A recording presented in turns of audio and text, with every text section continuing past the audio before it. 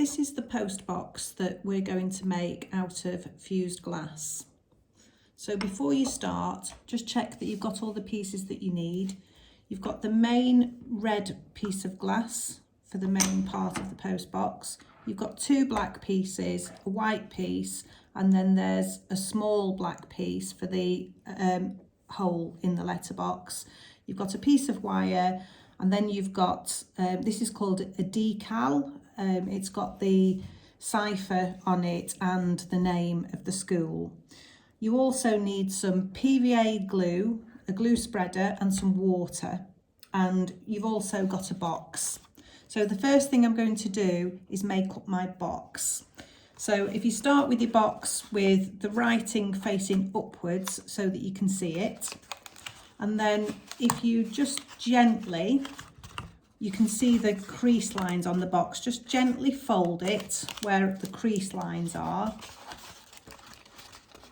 And the way to make up your box, the first thing to do is to fold in these two tabs at the side. So fold them in like this.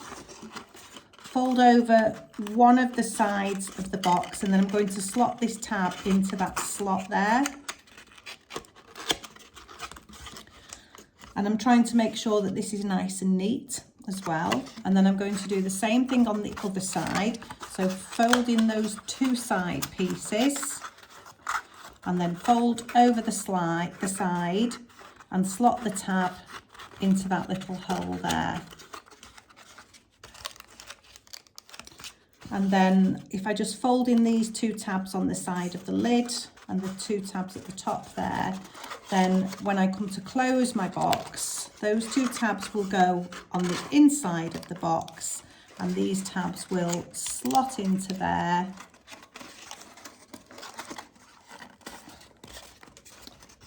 To close the box. So if you do that first and then set that aside, and then when you've finished making your post box, you can put it inside this cardboard box for it to be transported and taken away to be fired in the kiln. So to make your post box, if you start with the first red piece, I'm going to put my wire on. So you've got a piece of wire. If you hold it in your fingers like this and then just squeeze it with your finger and your thumb on the other hand, and then sort of squash it together.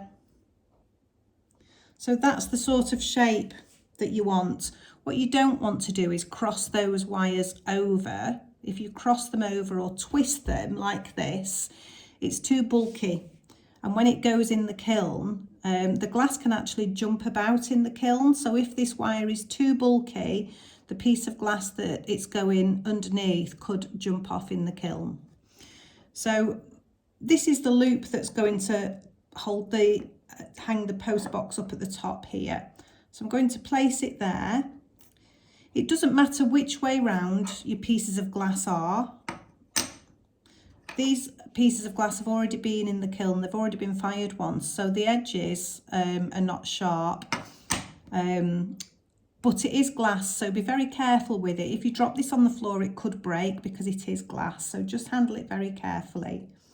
So I'm going to put my loop on here and then put a bit of PVA glue on top of that wire loop. And then I'm going to take one of my black pieces and just rest it on top there. I want to try and make sure that that loop is in the middle so that it hangs nicely. And then the other piece of black glass, I'm just going to put a couple of little dots of glue on the glass and then put that at the bottom of my post box. And then this piece of paper that you've got is called a decal, and it's a special sort of transfer, and when it's fired in the kiln it becomes part of the glass and it turns brown like on here. So what you need to do with your decal is, I've got a bowl of water here. You need to put your decal in the water upside down so that the print is facing down like that, and just leave it, and it'll take about 30 seconds. So it's a piece of paper with a film transfer on top of it, and after about 30 seconds that film transfer will separate from the piece of paper. So I'm just going to wait, give it a few seconds to separate. The reason I've put it face down is because you'll see when you put it in the water, the paper will curve slightly, and if you put it face up, it can completely curl up, and then you won't be able to get the transfer off the paper if it's all completely curled up. So that's been in there for about 30 seconds now. So if I just rub it gently between my finger and my thumb like that, it's not moving yet, so I'm going to put it back in, just give it another few seconds. When the transfer is ready to come off, you'll feel it slide between your finger and your thumb. So let's have another look. Okay, so that's starting to move now. So what I'm going to do is lift it out of the water. And this transfer is to go on my piece of white glass. So I'm going to take the white glass and just slide the transfer off, hold it with my thumb, and then slide the paper out from underneath. So I'm left with the transfer on the glass, and you can slide it around to get it in the right position. So make sure it's straight. Make sure that the word school at the bottom is on the glass. Make sure that there's no creases in the transfer. And I've got a paper towel, so I'm just going to very gently dab the transfer, trying not to move it. So just to get some of that water off.